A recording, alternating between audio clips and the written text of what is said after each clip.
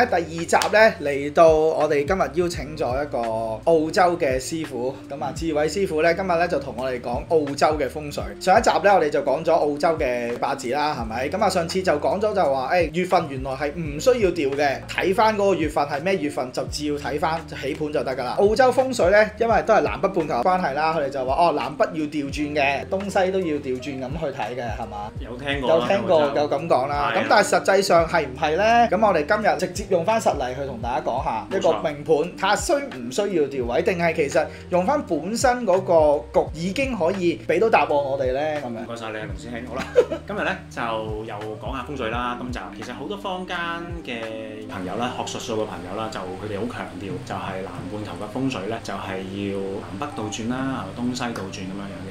而其實喺一啲某個國家啦，好多嘅書籍啊，或者係視頻啊，佢都有講嘅，就必須要咁樣去調整嘅。而兼且係嗰啲青龍白虎、朱雀玄武都要調轉晒佢嘅。咁其實我喺澳洲做過都好多個個案，以我嘅經驗嚟講咧，暫時係無需要調整嗰個南北啊、東西啊嘅方向嚟講咧，係唔需要調整嘅。仲有好多嘅坊間嘅一啲嘅講法啦，例如啲人又話啦，喂，南半球磁場唔同咗喎。咁其實佢呢句 statement 我都消化咗好耐。即係嗰啲去水嗰啲圈轉唔同係嘛？係啦，佢係咁講嘅。但係首先我哋講緊磁場嗰樣嘢先。咁磁場即係講緊南極、北極呢件事啦。係。好啦，咁如果以一個常理嘅諗法，你攞住個指南針響北半球，咁係向北。咁假設你嘅講法係成立嘅話，咁我應該攞住個指南針落到南半球，發咗180度啊？係啊。冇喎。都係向翻同一個方向啦。冇錯啦，因為你個南極係始終都係南極，北極就係北極啊嘛。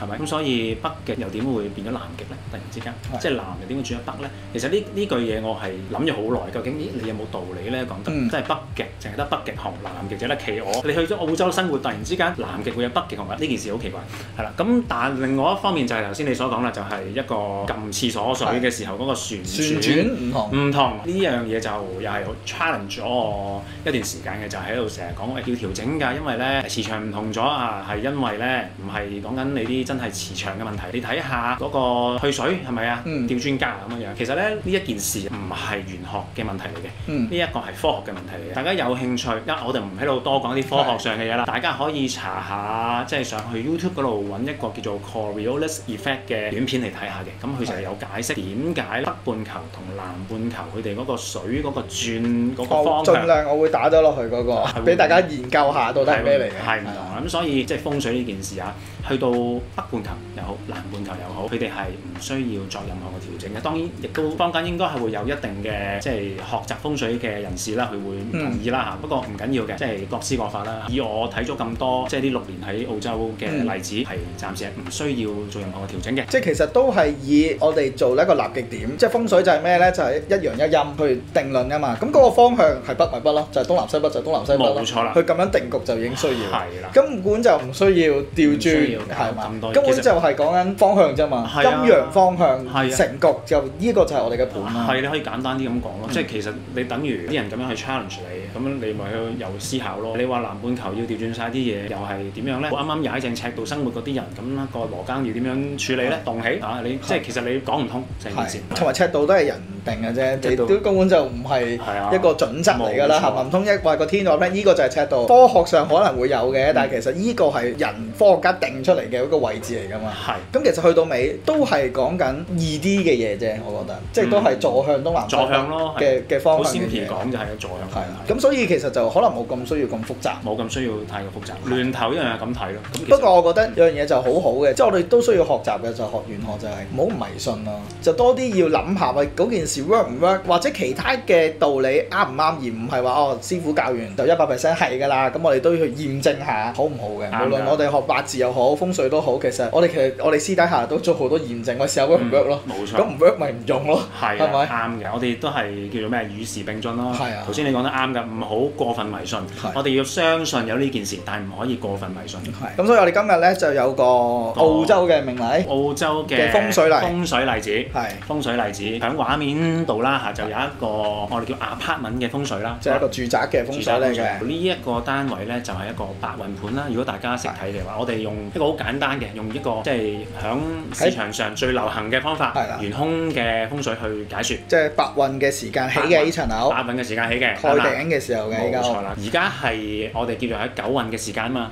咁因為大家知道啦，有三元九運同埋二元八運嘅東西㗎。咁大家可能會熟悉三元九運嘅事情，就二元八運咧開始會多人聽見。都冇啊，都冇人講啊。咁其實2017年嘅時候就已經入咗去九運，係啦，即係以二元八運嗰個理論去講啦。所以大家留意下 Bitcoin 以太幣係唔係咁遲先俾你發現嘅？人哋一早已經叭叭聲升緊㗎啦，7年嘅時間。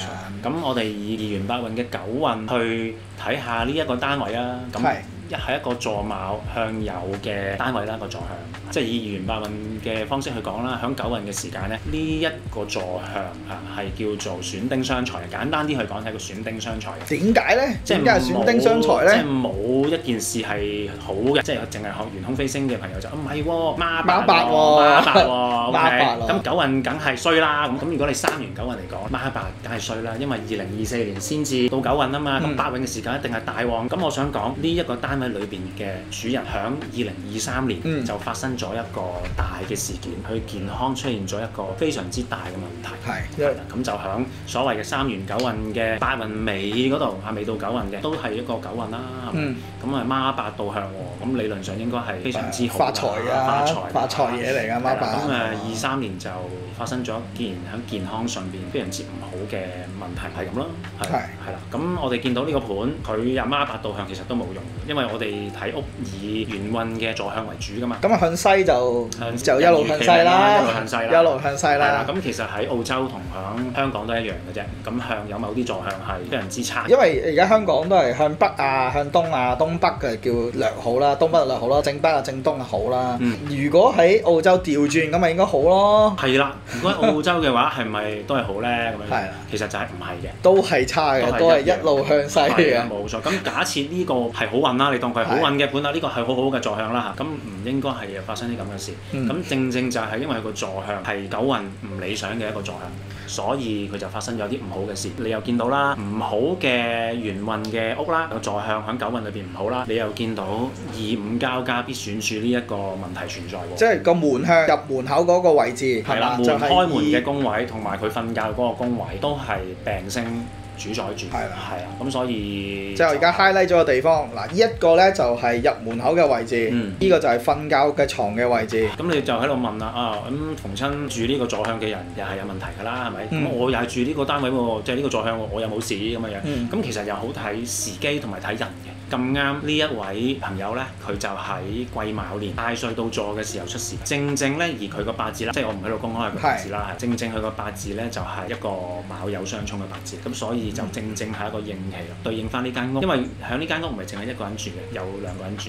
咁就係正正就係佢嘅八字對應到，同埋呢間屋嘅應期係相同。好巧啊，係嘛？好多時都係風水都係一啲，其實你往往一睇都可以睇到嘅。無論你八字或者風水又好，你真係行運先會住到啲冇錯好嘅樓嘅。喂，我都見過一啲行運嘅人住一間好差嘅屋嘅。又點咧？會唔會有加差嘅作用咧？咁定係都係行運就是無敵咧？就是無敵。咁但係當然啦，當你去幫佢調整一下咧，佢又會好啲咯。咁你幫佢揾一啲即係位置去應用嘅時候，用得其所啊！即係本來係風水唔好，但係配合翻佢行緊運，住一間唔好嘅屋，再做一啲風水上嘅調整，咁佢 OK 喎。哦，咁如果住到好風水嘅地方，就可能更加好咧。係啦，冇錯。但係嗰個朋友都係一個問題嘅，佢又係一個問題，佢係坐子向午嘅。哦，坐子向午啦，坐子向即係坐北向南啦。坐北向南喎。其中一個山啦。咁佢個八字又係要火極水，咁啱就係2020年就健康出咗問題，又係太歲到座，又係太歲啲問題啦，所以幾邪啊，好邪啊！下年又丙午啦，佢醒目搬咗，今年啱啱搬屋，咁就避開咗佢下年嗰個相沖嗰個問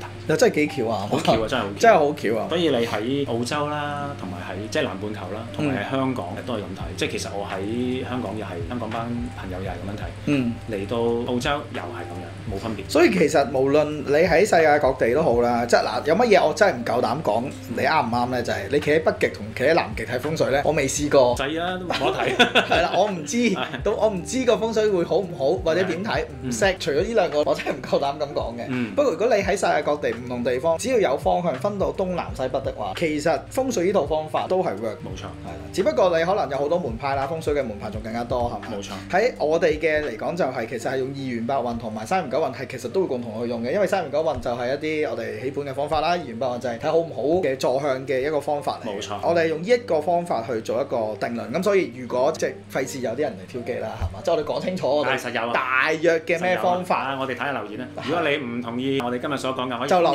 言，我會 like 你嘅。即係 OK 好。你講得好，我會置頂你嘅留言嘅。講得唔好就點覆啫？係啊，點覆啊？因為風水呢樣嘢咧係比其他術數咧嘈交仲嘈得勁啲。冇錯，其實我都係同我啲學生有咁講，即係其實人哋點樣講唔緊要嘅，我哋自己要做好自己，你做到有效果咁咪得咯。係人哋或者都有佢嗰個門派都有效果，但係人哋如果向住你指罵你唔啱，其實唔緊要㗎。你唔需要話翻人哋唔啱，咁你自己做翻應該做嘅，你覺得啱嘅，而又做到啱嘅效果，報完陣之後順利啊咁樣，其實你已經係做得啱㗎。我睇葉問有個方法咧，覺得好啱嘅就係，即係咧，尤其是風水呢樣嘢，最緊要係咩啊？最緊要打中人啊嘛。你打唔中人係咩用啫？我唔理咩門派啦，即係其實老實講，我哋咩方法都會試，最緊要 work。冇錯。唔 work 咧就你同我講天花龍鳳都係冇用嘅。冇錯。曉飛都冇用。係曉飛都冇用嘅，最緊要 work。咁所以今日咧就好多謝志偉啦，咁喺澳洲嚟就同我哋拍咗呢兩集嘅節目啦。如果大家咧對呢一樣嘢咧有興趣嘅話咧，諗下辦法。當志偉喺澳洲嘅時候咧，我哋都嘗試下方法吧。可能或者有機會係嘛？點知啫？或者我哋再請佢喺澳洲過嚟香港拍其他嘢咧，或者做其他嘢咧。今日就係咁多啦，多謝晒。咁啊，如果咧你中意呢啲片嘅話咧，希望你 like、share 同埋 subscribe 呢個 channel。除咗風水或者八字嘅片咧，都會好多有我揾請唔同類型嘅嘉賓去做個分享。如果有興趣嘅話，繼續去睇下我嘅片啦。咁啊，今日係咁多先，拜拜。